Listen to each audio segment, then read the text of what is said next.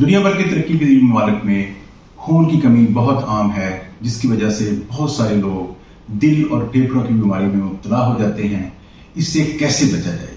मैं डॉक्टर मोहसिन आपसे मुखातिब हूँ। खून की कमी या एनीमिया क्या है, इसकी क्या वजूहात हैं, इससे क्या मुज़र असरात हो सकते हैं और इसका इलाज क्या है? हीमोग्लोबिन हमारे सुर्ख खूनियों में मौजूद होता है, जो हमारे जिस्म को ऑक्सीजन मुहैया करता है, और अगर इसकी मिकदार एक ख़ास सतह से नीचे आ जाए तो इसको खून की कमी या एनीमिया कहते हैं। अगर हम वजूहात की बात करें तो विटामिन B12, फॉलिक एसिड और आयरन खून के पैदा करने के लिए लाजमी अज्जा हैं, और अगर ये हमारी खुराक में कम हो तो हमें खून की कमी हो सकती है। इसी तरह अगर किसी इंसान का खून ज़्यादा मिकदार में ज़ाया हो जाए तो खून की कमी हो सकती है, लेकिन ये लाजमी नहीं है कि ये चोट की वजह से खून ज़ाया हो। कई दफ़ा खून हमारे अंदर भी ज़ाया हो सकता है। बाद बच्चों में मरूसी तौर पे खून की कमी होती है, जिसको थैलेसीमिया कहते हैं, और कुछ मरीजों में मेदे की वजह से ये लाजमी अज़्ज़ा पूरी तरह जज़ब नहीं होते।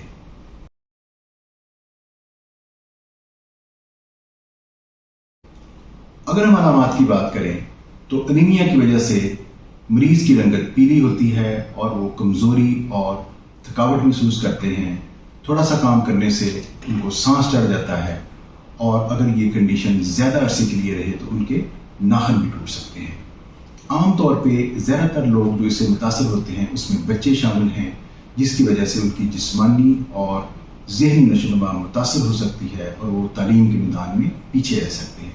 इसी तरह जवान लड़कियाँ और बूढ़े लोग और बाज़ दफ़ा हामला ख़वातीन और दूध पिलाने वाली माएँ भी एनीमिया का शिकार हो सकती हैं।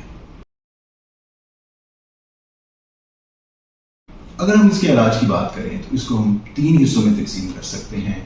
उसमें खुराक, दवाई और परहेज़। वो खुराक जिसमें खून पैदा करने वाले लाजमी अज़्ज़ा शामिल होते हैं, उसमें दूध, अंडा और गोश्त शामिल हैं। इसके अलावा खुश्क मेवाजात, खजूर और तुरश फल, जिसको हम सिट्रस फ्रूट कहते हैं। इसी तरह एनीमिया के मरीज़ों को सब्ज़ पत्तों वाली सब्जियां और ड्राई फ्रूट, जिसको खुश्क मेवाजात कहते हैं, वो लाजमी इस्तेमाल करना चाहिए। अगर हम दवाई की बात करें तो अगर खून की कमी बहुत ज़्यादा नहीं है तो विटामिन्स का और आयरन का सप्लीमेंट शुरू किया जा सकता है, और अगर खून की ज़्यादा कमी है तो आयरन इंजेक्शन के फॉर्म में भी दिया जा सकता है। इसी तरह जैसे मैंने पहले जिक्र किया कि चूँकि ये बच्चों में बहुत ज़्यादा आम है, ख़ास तौर पे जो बच्चे नंगे पाँव फिरते हैं या चूना या मट्टी खाते हैं, तो हो सकता है कि उनके पेट में कीड़े हों।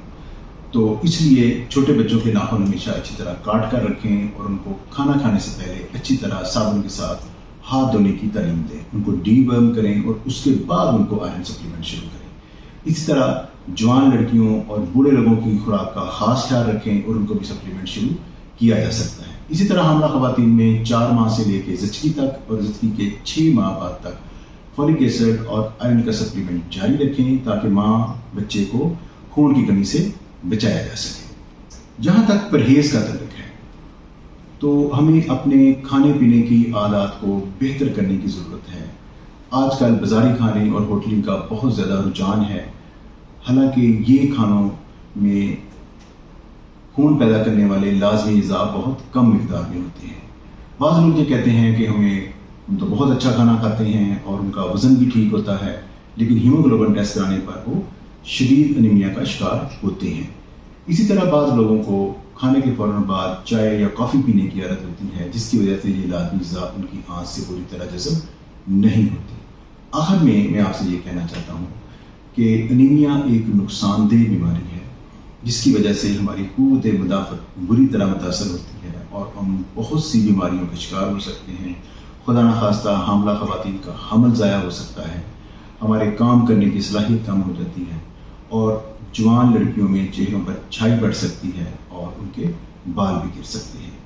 इसलिए मेरा ये आपको मशवरा है कि अगर आपके ख़ानदान में किसी बच्चे या किसी जवान को उसकी रंगत पीली है, वो जल्दी थकावट का शिकार हो जाता है और आपको शक है कि उसको खून की कमी या एनीमिया है, तो फौरी तौर पर उसका हीमोग्लोबिन टेस्ट कराएं और अपने डॉक्टर से मशवरा करें, ताकि बार वक्त इलाज से उसको एनीमिया के मुज़र असरात से बचाया जा सके। अल्लाह हाफ़िज़।